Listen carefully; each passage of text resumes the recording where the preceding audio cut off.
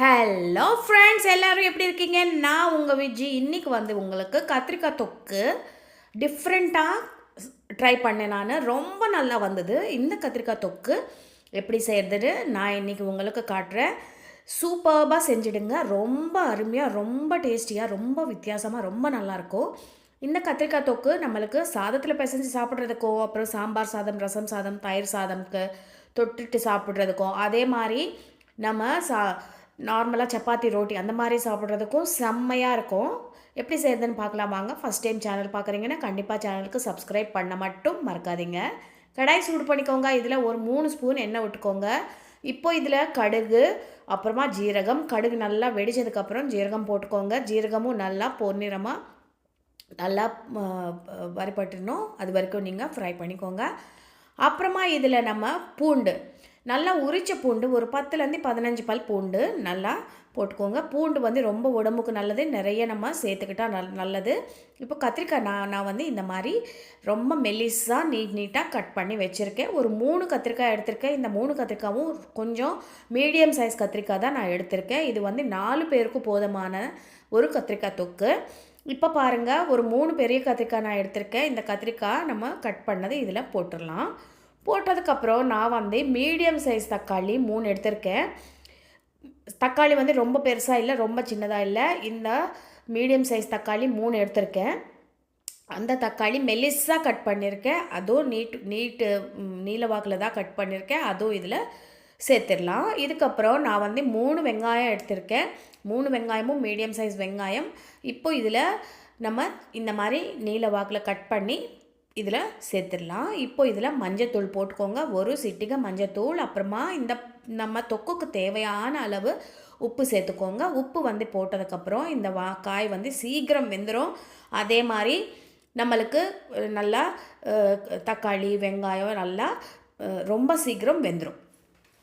நம்ம இப்போது எல்லாம் மிக்ஸ் பண்ணிக்கலாம். மஞ்சத்தூள் போட்டதுக்கப்புறம் நல்லா மிக்ஸ் பண்ணிக்கோங்க. உப்பு எல்லா காய்க்கும் நல்லா கோட் ஆகிற மாதிரி நல்லா மிக்ஸ் பண்ணிக்கோங்க. மிக்ஸ் பண்ணிவிட்டு இப்போ நம்ம என்ன பண்ணோன்னா, இதுக்கு மூடி போட்டு ஒரு 5 நிமிஷம் விட்டுடலாம். நடுவில் மிக்ஸ் பண்ணிகிட்டே இருங்க.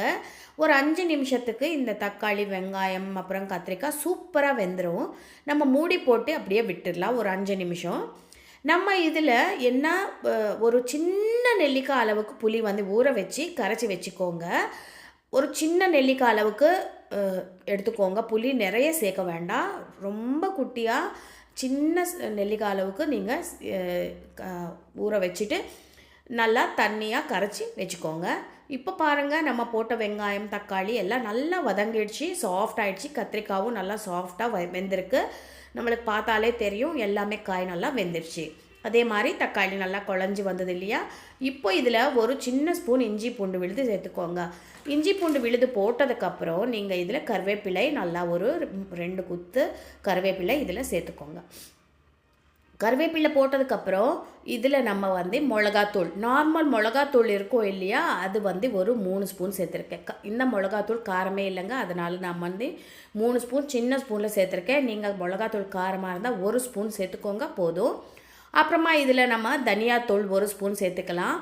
தனியா வந்து நீங்கள் எப்போவுமே ஒரு வாட்டி வெறும் கடாயில் நல்லா வறுத்துட்டு நீங்கள் மிக்சியில் போட்டிங்கன்னா அந்த ஸ்மெல்லே வேறு மாதிரி இருக்கும். நீங்கள் கடையில் வாங்கின தனியாத்தூள் எப்போவுமே இந்த ஃப்ளேவர் கொடுக்காது. நம்ம வீட்டிலவே அரைச்சி யூஸ் பண்ணாதான் எல்லா பொருளுமே நம்மளுக்கு அந்த டேஸ்ட்டு நல்லா வரும். தனியா வந்து நல்லா வெறும் கடாயில் ஒரு 5 நிமிஷம் நல்லா வறுத்துட்டு அப்புறமா நீங்கள் மிக்சியில் பொடி பண்ணிங்கன்னா சூப்பராக நல்லா நைஸாக பொடி ஆகும். அதே மாதிரி அது நம்ம நிறைய நாள் எடுத்து வச்சுக்கலாம். இப்போ நம்ம போட்ட தனியாத்தூளும் மிளகாத்தூளும் நல்லா இதில் மிக்ஸ் பண்ணிக்கோங்க. நல்லா மிக்ஸ் பண்ணிவிட்டு இப்போ இதில் நான் சொன்ன மாதிரி நம்ம புளி வந்து தண்ணியாக கரைச்சி வச்சுருக்கேன். இது வந்து ஒரு சின்ன கப்பில் நான் எடுத்திருக்கேன். இப்போ இந்த புளி தண்ணி இதில் சேர்த்துடலாம்.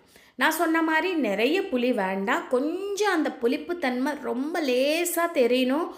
அந்த அளவுக்கு தான் நம்ம புளி சேர்க்க போகிறோம். பாருங்கள், ரொம்ப தண்ணியாட்டம் இருக்குது. இந்த புளி தண்ணி நம்ம இதில் சேர்த்துடலாம்.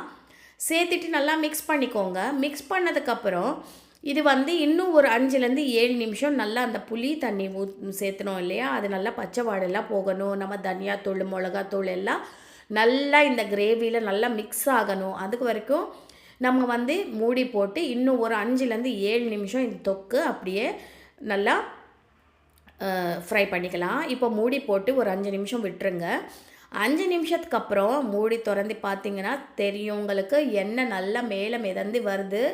அவ்வளோதான், இந்த கத்திரிக்காய் தொக்கு ரெடி ஆயிடுச்சு. கண்டிப்பாக ட்ரை பண்ணி பாருங்கள். சப்ஸ்கிரைப் பண்ண மறக்காதீங்க. அடுத்த வீடியோவில் சந்திக்கிறேன். உங்கள் விஜி.